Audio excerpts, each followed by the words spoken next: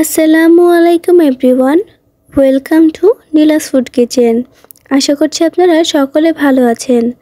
আজকে আমি আপনাদের সাথে শেয়ার করছি ফুলকপির বারবিকিউ স্টেক। এই স্টেকটায় ক্যালোরি খুবই কম। যারা ডায়েটে আছেন এবং কম ক্যালোরির খাবার খেতে পছন্দ করেন তারা অবশ্যই এই রেসিপিটি ট্রাই করবেন। সো কথা না বাড়িয়ে চলুন শুরু করি আজকের রান্না।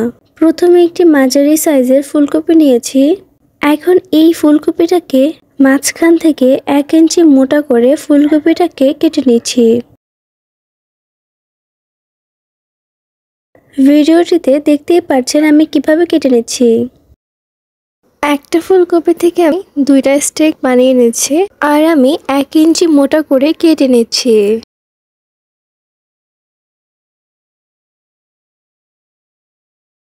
আমার কাটা হয়ে গিয়েছে, এখন আমি ম্যারিনেট করে নেব। প্রথমে দিয়ে দিচ্ছি 2 টেবিল চামচ টক দই,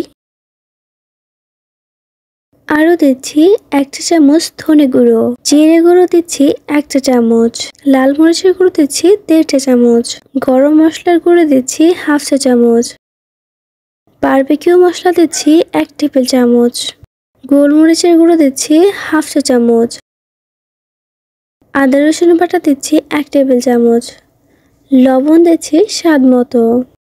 এখানে আমি একটি ডিমের হাফ অংশ ব্যবহার করছি। সাধারণত বারবিকিউতে ডিম ব্যবহার করা হয় না, আপনারা না চাইলে স্কিপ করতে পারেন। এখন সবকিছুকে খুব ভালোভাবে মিশিয়ে নিচ্ছি। দিয়ে দিচ্ছি সামান্য পরিমাণে জর্দা রং। এখন আবারও খুব ভালোভাবে মিশিয়ে নেব। এখন ফুলকপির গায়ে খুব ভালোভাবে মশলা মাখিয়ে নেব।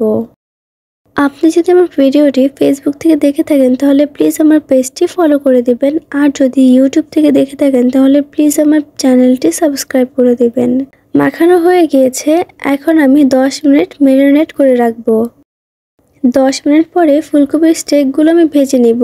এর জন্য একটি প্যানে দিয়ে দিচ্ছি 1 টেবিল চামচ ঘি। ঘিটা মেল্ট হয়ে গেলে এর মধ্যে ফুলকপির স্টেকগুলো দিয়ে দিচ্ছি।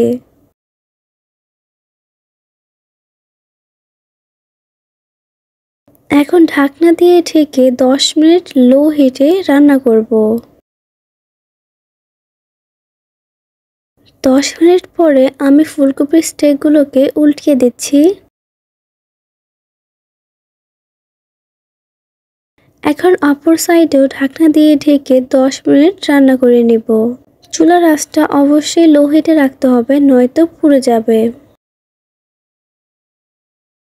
দেখুন আমার স্টেকগুলো সেদ্ধ হয়ে গিয়েছে, এখন আমি নামিয়ে নিচ্ছি।